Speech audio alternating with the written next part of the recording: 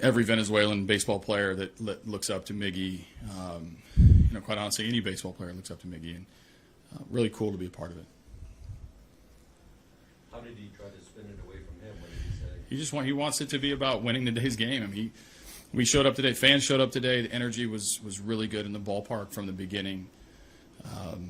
We showed up today. It was our best collective game across the board, and we all had a lot of fun. So, very rarely do you get a chance to, celebrate the first part of the game on the field, followed up by a really good performance across the board to the standing ovation when Miggy comes off the field. I mean, we couldn't have scripted today any better. What was the biggest flash of emotion you saw from him at any point? Right when he got the hit. I mean, when we saw where the hole's open, they're guarding the double play, they're holding the runner on, and he's got a big wide hole, and he hits the base hit. And I think in the second step, he raised his arm, and watching him celebrate for himself at first, we all spill out of the dugout. It's unscripted. We didn't really know what to do, how to do it. But we know we wanted to be on the field with him, and also, be very respectful to the opponent. I think, Buddy Black and the Rockies, Senzatella, everybody was super professional about it, and we very much appreciate them allowing us that minute or two to celebrate a huge accomplishment. AJ, obviously your guys come out every game to win, and Miggy has been talking all along, but that he wanted this to come with a win. Right. Do you sense that they really wanted to put this game on their shoulders and make sure that they made it for him a win? Yeah, I mean, our guys, we've got such a great mindset day to day, and obviously we're all watching Miggy. Listen, you look up in the stands, and they all got the iPhones, and they're all videoing it. We're all going to remember where we were standing, what we were doing, who we were talking to, actually how quiet it was. And so we're all fans at that moment. So when it happens, I just think a collective sigh for all of us, because we could now congratulate Miggy in appropriate manner and then get to the game. So we try to win every game. When Miggy's in a good place, and clearly he was. I mean, he was very emotional about it. We're all in a good place. Aside from winning the World Series, where does this rank as far as games that you actually attended and milestones and things? Is there anything close? Yeah. I've never been a part of any sort of big milestone. I mean, there's certainly small things that happen in our game. We should celebrate all accomplishments like this. But we just don't know if we're going to see another one in our baseball lifetime or our whole lifetime. So it's hard when you're going through it. We're going to look back at this and completely rank it at or near the top of our experience, having been a part of this small juncture of his Hall of Fame career. The next thing will be when he, gets inducted, years from now. So we'll remember it. I don't know how to contextualize it or put it in perfect words, but I know none of us in the building will forget it. AJ, do you think the last couple of days actually add to the chase for 3,000, whether it's the intentional walk from Boone or yesterday the game gets rained out? Yeah. Fans are upset that they maybe couldn't go to this one. They got tickets to tonight's game. Like all these. Yeah, he's playing tonight. If it makes anybody that bought tickets for tonight feel any better.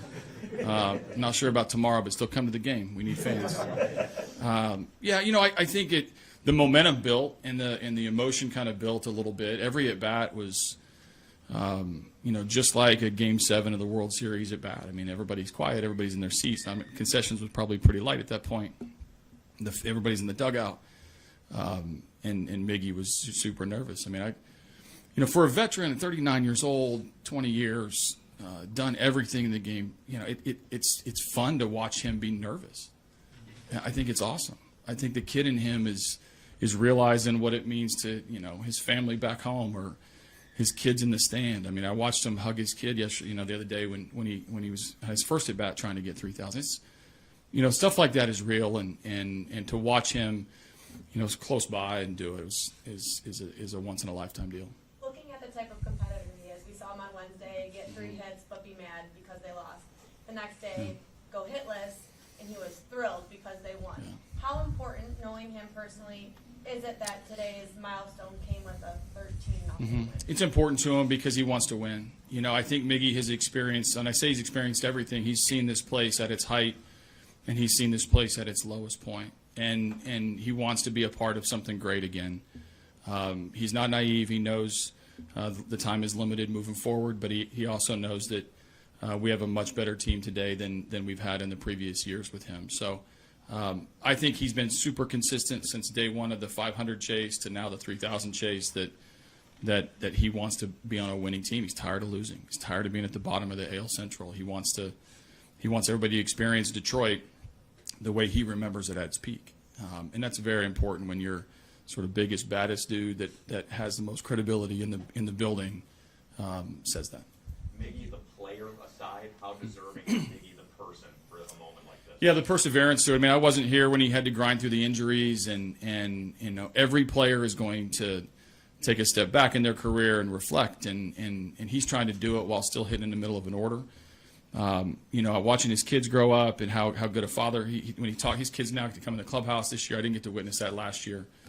I know how proud he was last year when we had his family on the field, and you know, he just I mean, yeah, sure, we're leaving, and in the parking lot, you've got guys from both teams taking pictures with him. We go to in the minor league in Major League camp, all the minor leaguers are coming out just to see him, like literally just look at him, and then if they get a chance to take a picture with him, they all post it on the social media. So I think when you're going through it, you got to kind of try to appreciate it, because his impact is so big across this organization and across so many players that we do, you know, just got to sit back and soak it up. And I think for him as a person, as a player who's gone through ups, downs, and everywhere in between, this is certainly a highlight.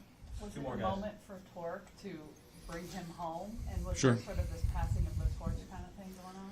I mean, he's about 2,992 hits away from him. So I think Harold was trying to catch him faster today. But yeah, I mean, obviously that we had a complete game today. I think it's very appropriate that happened. I have no idea what that means, but I know it gave us a 4-0 lead.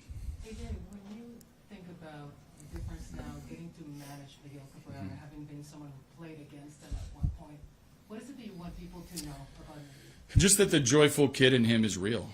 You know, it's authentic. He's got passion. He's got a kid spirit to him. He's got an edge to him, and everything in between. I think his greatness does not come by like this natural just gift. Like, he's gifted, he's talented, he's had tremendous charm across his career. He's been able to live up to the moment. He's been able to be an icon. But his preparation is incredible to get to play every day. His mind, the way he talks. Like, as soon as we got Javi Baez, he's all in on trying to help him. He's to the pitchers, he's just a tremendous teammate at a time where it'd be really easy for him to sit in his corner locker and be intimidating and be unapproachable. Instead, Miggy's the total opposite. He's a giver, and it's authentic. And that's the most important ingredient that Miggy's been able to maintain from day one to year 20 is authenticity. And I'll never forget about it. Cool. Yeah, non-Miggy question or statement is we've optioned Angel De Jesus to AAA to make room for Brisky to pitch. On the 40-man, we're going to shift Kyle Funkhauser to the 60-day deal to open up the roster spot. Okay. Thank you guys. We'll have Miguel in here for